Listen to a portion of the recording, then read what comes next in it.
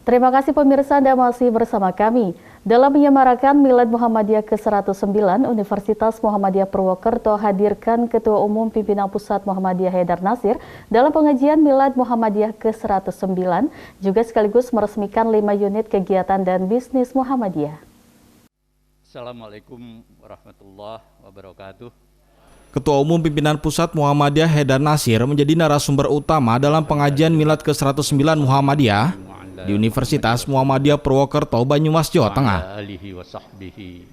Dalam pengajian ini juga turut hadir Rektor Universitas Muhammadiyah Purwokerto Jebul Suroso dan Ketua Pimpinan Wilayah Muhammadiyah Jawa Tengah Tafsir.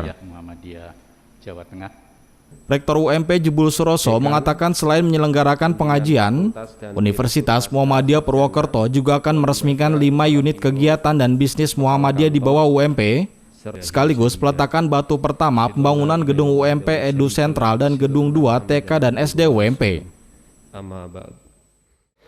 Unit usaha dan beberapa hal sedang kami coba untuk melakukan perbaikan. Dan pada kesempatan kali ini, alhamdulillah, hadirnya Bapak Ketua Umum juga kami minta perkenan nanti untuk meletakkan batu pertama pembangunan gedung perkuliahan, kami sebut dengan UMP Edu Center, sentral perkuliahan untuk semua fakultas yang ada di UMP. Di samping menjembatani prioritas untuk fakultas kedokteran, kesehatan, tetapi juga sangat mungkin dimanfaatkan untuk fakultas yang lain. Yang kedua, mohon berkenan nanti juga meletakkan batu pertama pembangunan gedung SD TK UMP. Kami menyebutnya di lokasi yang kedua. Harapan BPH dan teman-teman PDM, Pak Ketua Umum, UMP diharapkan bisa ada di mana-mana, di Banyumas dan sekitarnya. Maka kami mengupayakan titik-titik pengembangan tidak berada di lokasi kampus saja, tetapi juga menyebar. Mohon arahan agar nanti kami bisa lebih mantap lagi. Semangat demokrasi. Sementara itu dalam tausiahnya, Ketua Umum Pimpinan Pusat Muhammadiyah Haidar Nasir menyampaikan nilai-nilai Muhammadiyah untuk penguatan bangsa.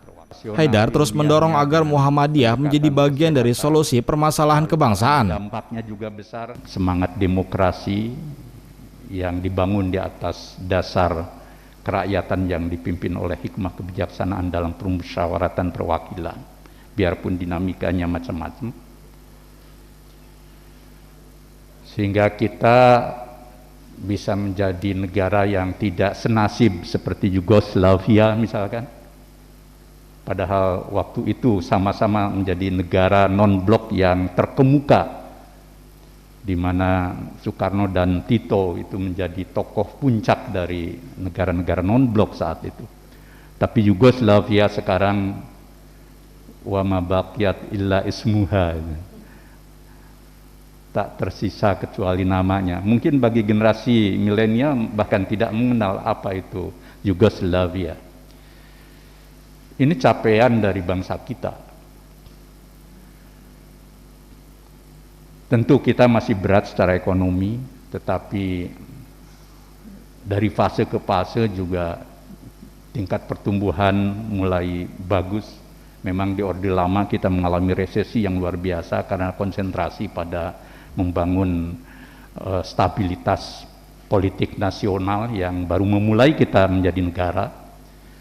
Orde Baru kemudian ada pembangunan yang luar biasa sampai tingkat pertumbuhan cukup baik, tetapi kemudian juga ada problem dalam hal pengelolaan kekuasaan sebagaimana juga Orde Lama.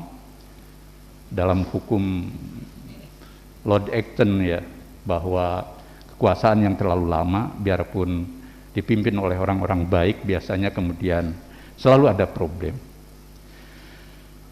Ada harapan baru setelah kita reformasi, alhamdulillah kita menjadi negara demokrasi, lalu menjadi negara yang maju, tapi juga selalu ada problem.